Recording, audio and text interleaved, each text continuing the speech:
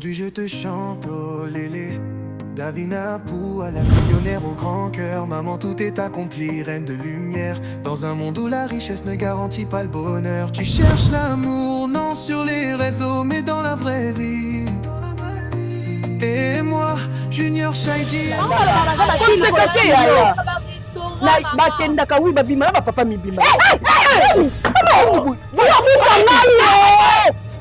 nini boyo buka ngai yaya nini yo outi wa nini outi wapi obingamba na ngai ngoti na rezo nini nanga yo ayebisa biso na nini kiloto mikuse boye olingona na bavia badavina baby so bazana kiloto mikuse boye kiloto mikuse boye indication papa na mama bapesa biso yango mikuse boye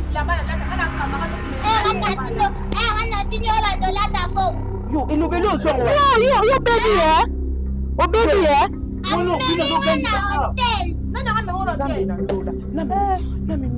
abimisi babuji na ye abimisi babuji otiki nano aloba dada tika ino aloba te tika aloba loba nalobaki ngafuna komaka lokwa badavina après osalini baketia loba après osalini toyebi bango nyonso oyebi bango bamelakuna beladavina bamikuze nde po oyibelama yango kati après nde bamemi wana badavinana loba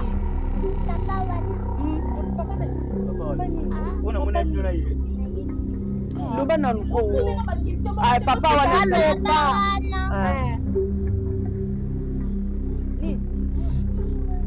ye wana nani ye wana papa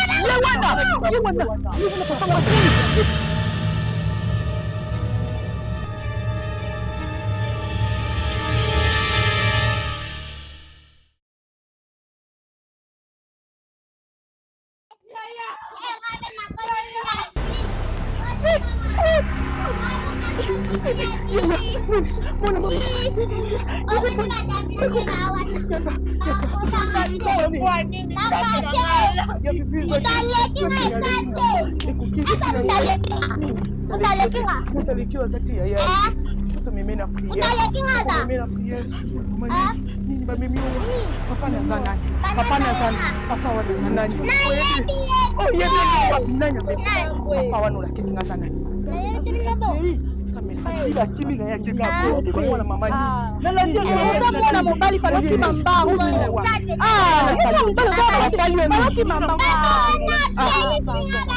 toperde déjà papa na toluka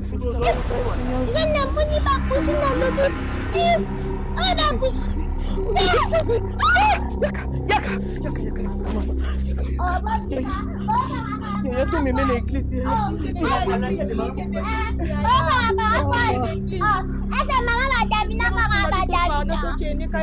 nape bano na utokima no na eglise bapasiaka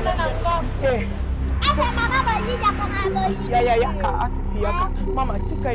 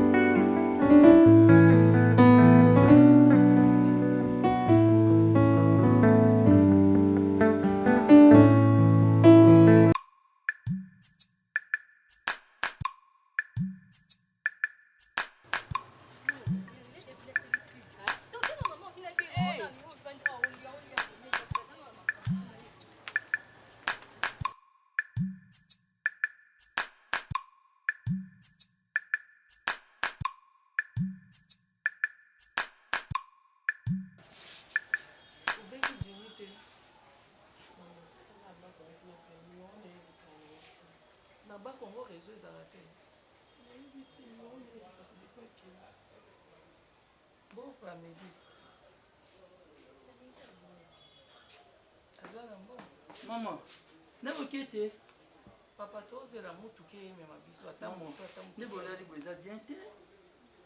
Bobenga mutu waya mbongo bokende eza bien te nde bolali boye. nasi nabengi papa Maman, landa na bongo te atana soki nde olevu soki maladi bakota vraiment comme si que ozali na soin te. Hein? Ça peut bokende penza maman si te tobengani bino te tala be bino moko. Maman, depuis lobby boyaki sisiko apaka 10 000 pour foto banda lobby.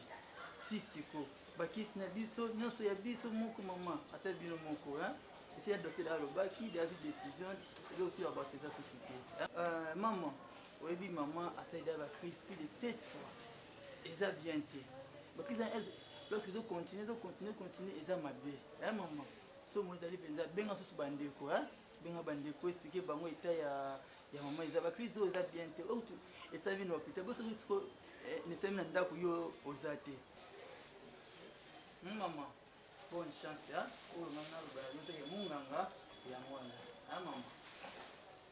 Ça va jouer dans bon. Bien là, vous tout plus que là, il y a la moto, on fait moto. Et tu as sur les balles, baboy, non, moto, au coca. Je suis sûr que tu auras atteint des motos, tu vas les faire comme ça. C'est vrai, ça chasse ma place.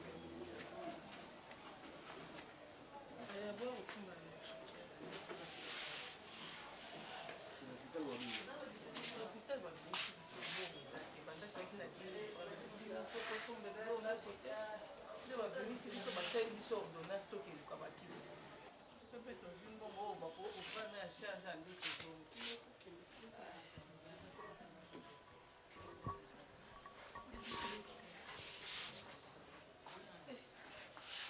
okokopana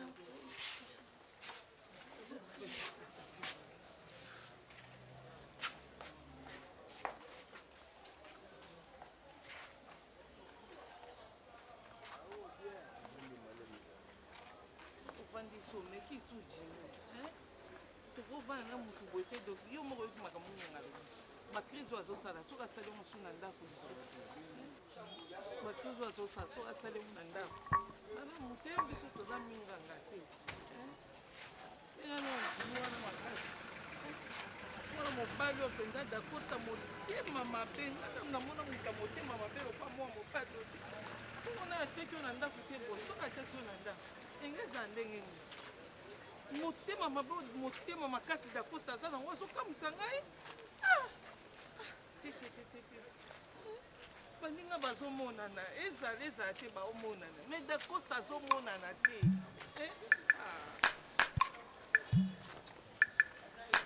yo mekai na mosu kobenga ye dakosta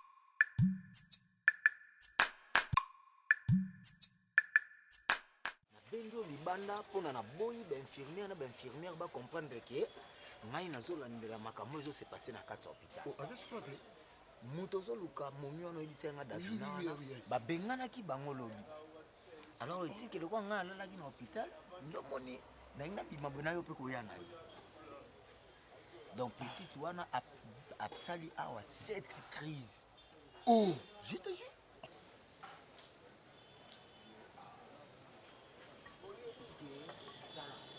basi mosusu totala nga na nina otala te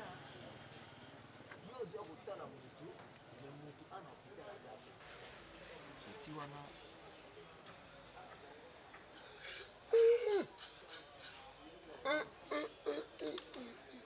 Jésus. Oh! Jésus. Ah! Ah! Mais petit on a boumi si ma vie n'a tout. Petit faux petit l'émission. En ta morale quoi? Petit tu nous en prendre. Quand on a baluka na ba ville na nga prendre. Et pas master nga ba DJ bani moi relation na ba vie na bani. Petit tu na show avec da petit moi li kolo ça ranaté. Ba l'arbre bani mais si petit na moment moi comme que non di ba l'arbre pené ça dans ndenge zaki pené surtout on prendre. Ndenge na comme ko pistonner na ba vie na nga.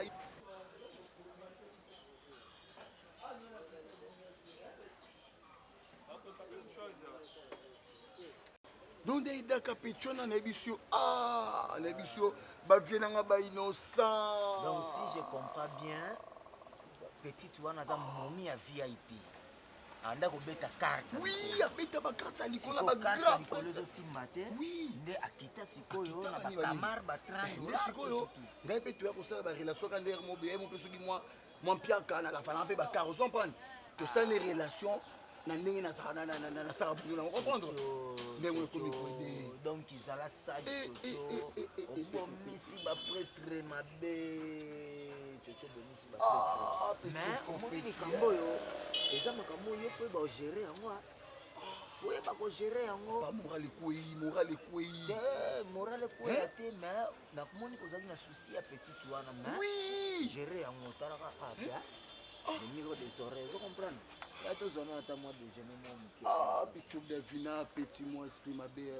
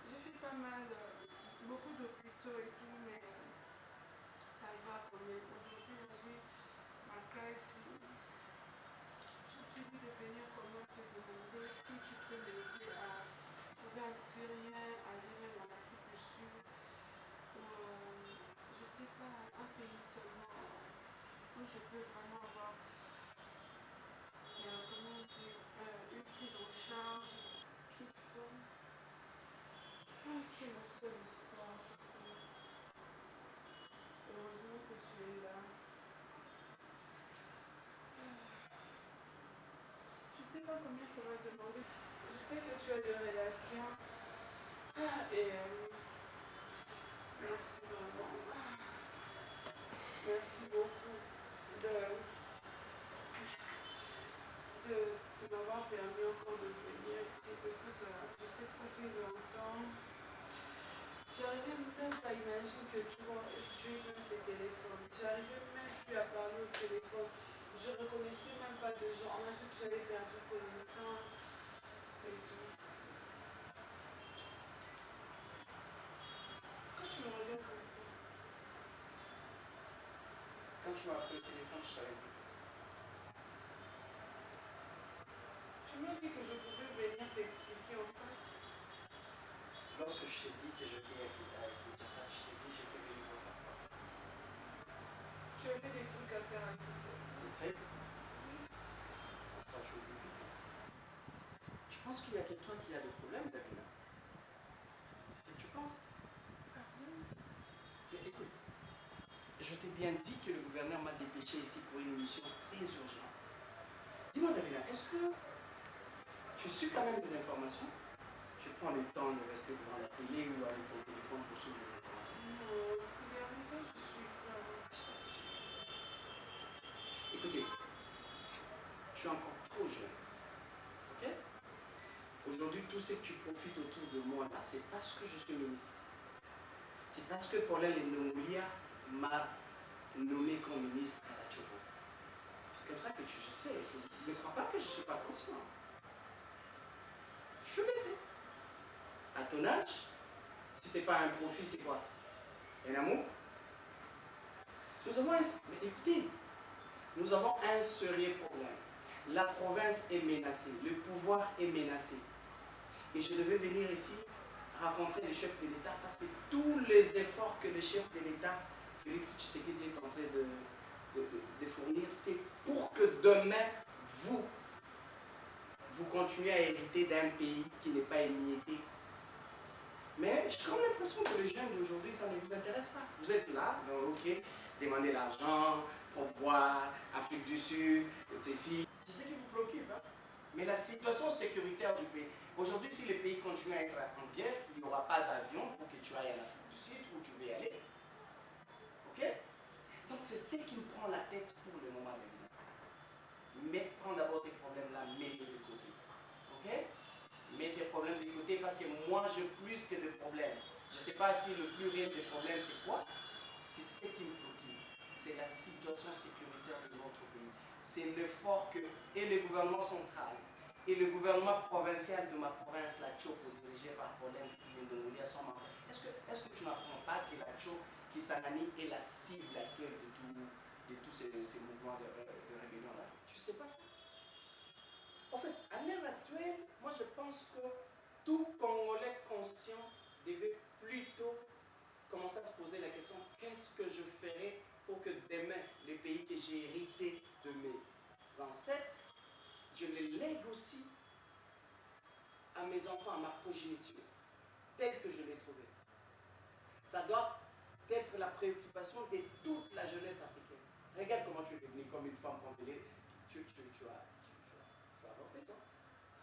Mais tu es devenue moche, bizarre.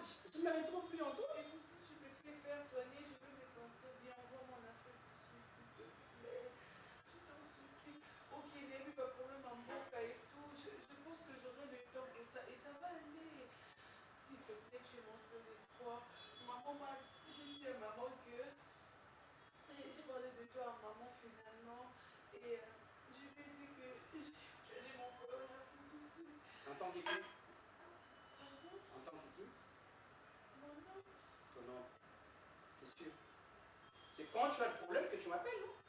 T'as fait combien de jours que tu m'appelais plus? J'étais malade. Pourquoi tu ne crois pas? On peut même appeler mes soeurs. Écoute, Davina. Pour le moment, je n'ai pas la tête à ça, ok? Ce que je suis en train de faire ici, le rapport sécuritaire que le gouverneur m'a donné, j'attends le rendez-vous du chef de l'État pour que j'aille le négocier.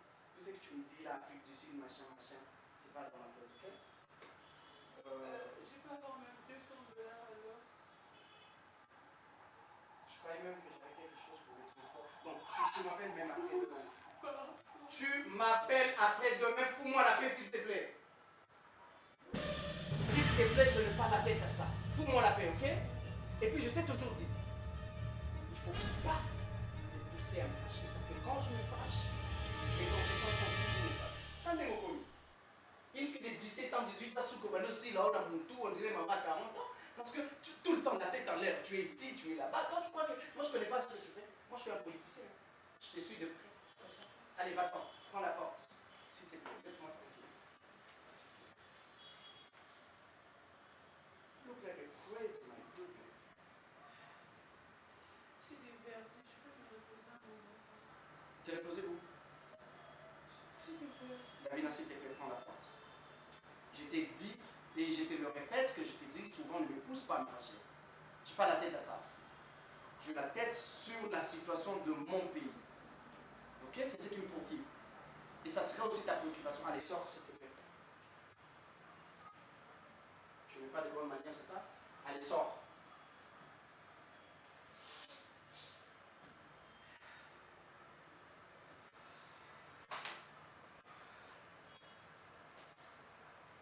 Mais ça, c'est moi que tu venais d'avoir fait, toi. Mais tu me prends pour un naïf. J'ai pas avorté. Je suis pas né de la dernière. C'est bon, Ok? j'ai pas Allez, va-t'en. avorté. Je suis malade.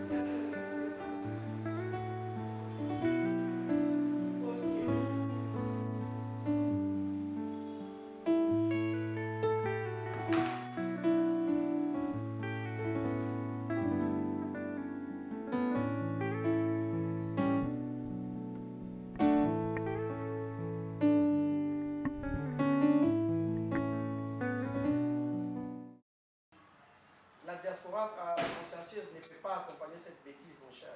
On nous utilise comme des patins. Et puis tu as détruit Mboka dans ce moment. Ouais, je te rappelle, mon cher, je te rappelle. Hein, la soeur, si tu as deux mots, on a juste à l'entendre, on va dégager, on va parler de ça. Oui. Aux angles à ma sourité.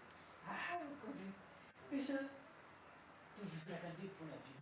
Quand vous avez ça, biso tuza kuya tuzuzwa tuza kumamba ya petit peuple baza comprendre que oyo bino kumona kana lukula biso tuzwa grâce ya kumona na bino et tuzwa information nene pa ya batu ba grâce ya kumona na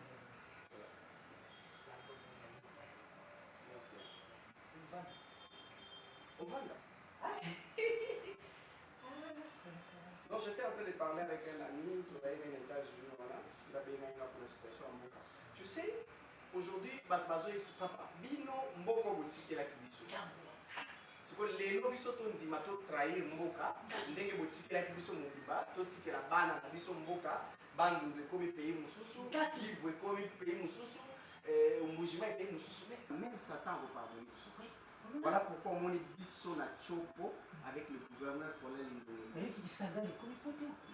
on s'est déterminé que les forces sont chef de l'État Zosala. Au gouvernement pour commencer à Zosala, on ne laissera pas même Dindimoko à l'écart de détruire le sol. Jamais. Bien vous avez génération où Louis dit Lusunga. Bébé. Mais tout le temps vous avez là, vous allez quitter la député.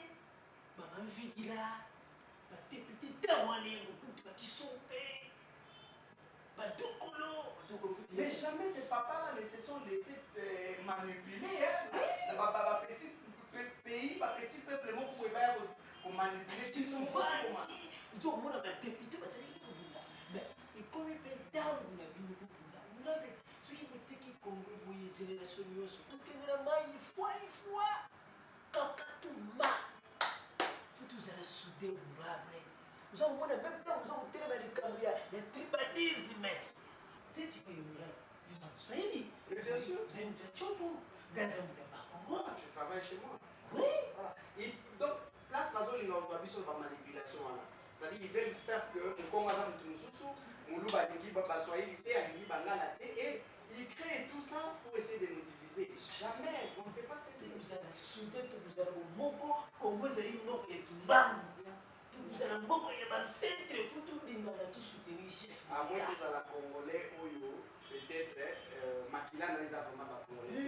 Mais un vrai Congolais ne peut jamais tolérer ça. Et surtout chez nous à la Tchop, papa. Pas qu'on est partout, mais sauf la Tchop. Jamais. Avec le gouverneur Paulin, on est déterminé. Merci, honorable. Tout ça, vous ne pouvez pas une bouca pour vous qui est des besoins. Bantu, empire le bête de toute la sauce. Ça, c'est sûr. Sur l'hôpital, Babini. Malade est mon annoncé. Bukini hôpital, il manque au hôpital au Béni. Mais non, dès que la dispensaire malade de mon anité. Bukini quand même l'hôpital moi ya muneni. Ba dispensaire mais ba quoi kasi ba matériel au pénèse approprié pour basa la mutu ba examen correct. La qualité d'afina. Mbongo.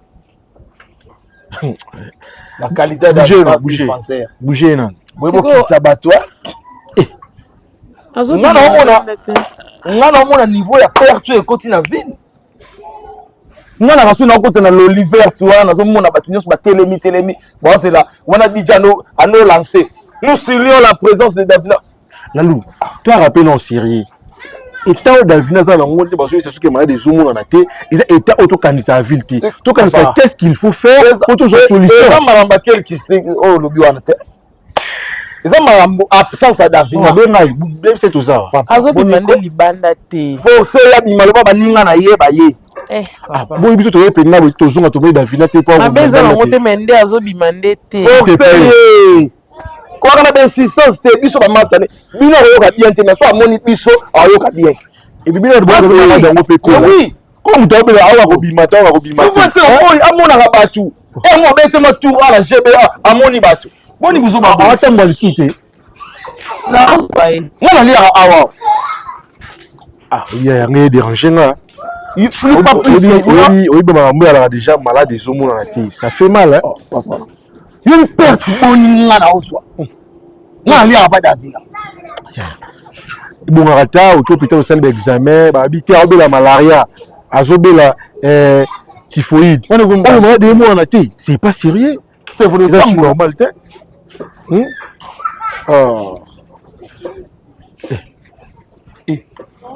bonjour Davina.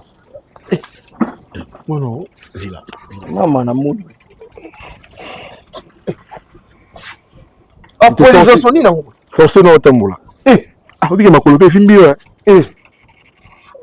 Oui, bien, mon nom est sérieux. Ah, Davina.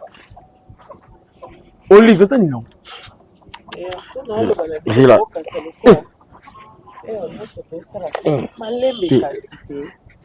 Vandio va nous avoir. Maman na mone yo kondio yinzi non mais la kuba vitamine akando bela bobela vitamine isusu la konda ta oui nga reconnaître Davina et au déranger te na ba kiso zo zo na ba vitamine Maman na siko en réalité zani nini otsanga wapi Davina na nini yango en réalité zani éviter oh éviter olala mwika mamoko mibo dans l'hôpital va faire ses résultats non bela kaka partout au kindi boy bisa un petit peu non bela ni non bela bon exact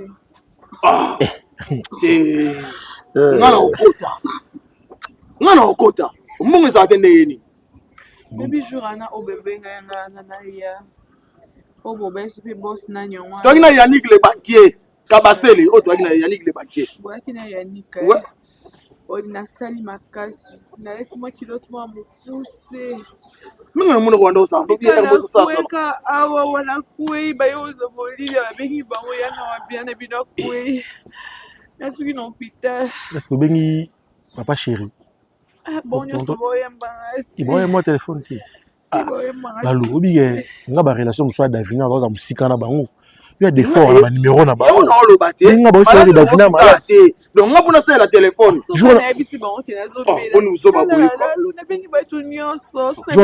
na poster na statique et Davina malade croyant que batu bandu benga binganga batuna tuna ata mutu pa bengi te mais toi-même tu te dis quoi iko zani Davina Mais dans la vraie vie. Et moi, Junior Shaiji MK, je t'admire sans bruit. Davina Poire, la millionnaire. Une femme rare, une étoile dans la nuit. L'amour t'attend, caché comme un léopard en plein jour. Mais ton courage éclaire le chemin. Et ton cœur reste plus grand que tes biens.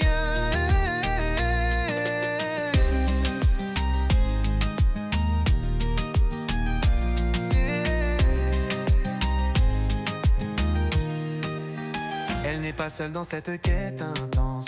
Linda la discrète et Maline sa sœur en défense, qui recrute des hommes malgré tes réticences. Et souvent tu ris, tu doutes, tu désapprouves en silence. Mais dans ce théâtre d'embûches et de révélations,